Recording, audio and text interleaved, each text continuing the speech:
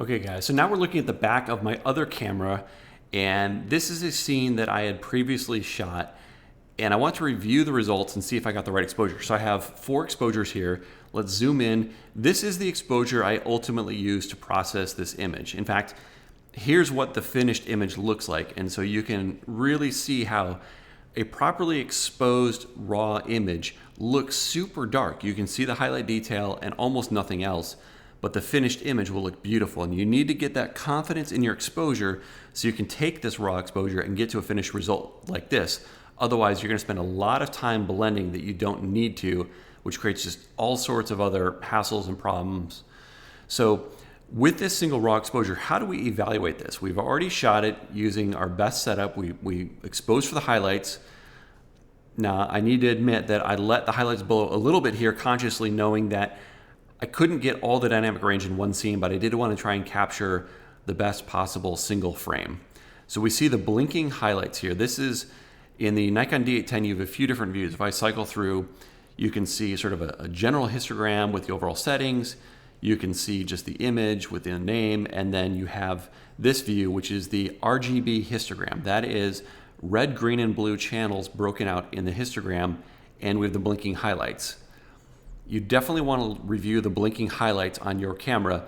Anything that's blinking as a highlight has a loss of quality. These are overexposed shadows, and they have definitely lost color, if not outright just turned white.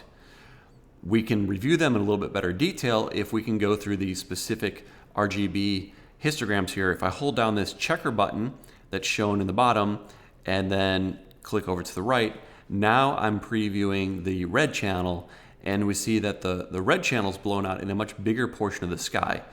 And that makes sense because the sun is much more red than green or blue, so that's why the red channel is blown out here in this sunset. I can live with this from experience, and that's why I went with this.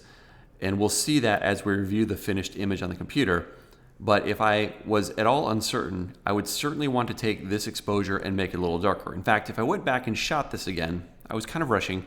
If I went back and shot this again, I would probably shoot about 1/3 stop darker to capture more of this red sky. It's survivable, but certainly there is a little bit of loss of quality when you see these blinking highlights. Now you can zoom in, just click the plus button on your camera, and you're not seeing the blinkies anymore. But what I'm looking for in these small areas is just a general sense. Does the color look ridiculous? And even though I've lost detail in the red channel, the color still looks pretty smooth to me. So that's why I know that I can live with this exposure. And then looking at the sun, yes, it's blown out, and it'll be blown out for almost any exposure because it's the sun and it's just super bright.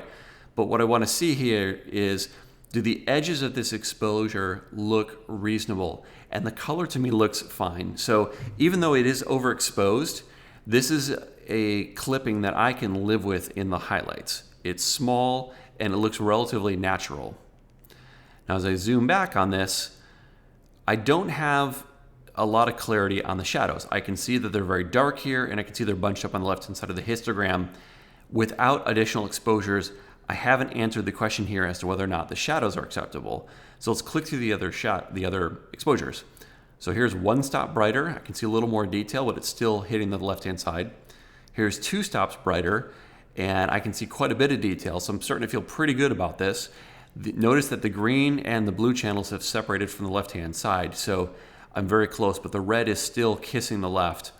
And at 3 stops, I've basically cleared all 3 channels. The red's still touching a little bit, but within 3 stops of brightening the shadows, I have recovered the shadow detail that I need. In fact, these shadows are probably brighter than I would need them to be. So there is enough detail here, knowing that I've just barely clipped the highlights, but I've reviewed them to see that it's an acceptable clip, and knowing from my additional exposures that my shadows are within 3 stops, which I can process on this camera, I know that this single exposure is fine, and that's how I was able to get to that finished result.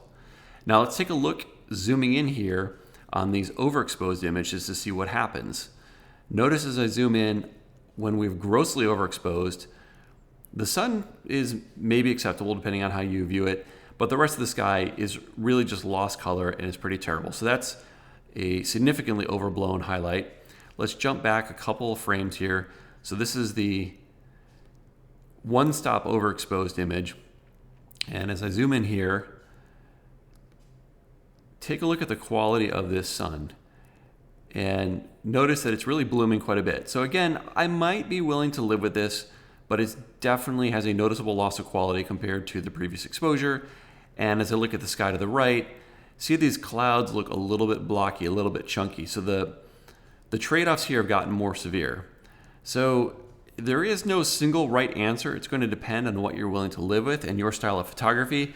But for me, that previous exposure where I just barely blew the highlights and had all the shadow detail, that's the best single exposure.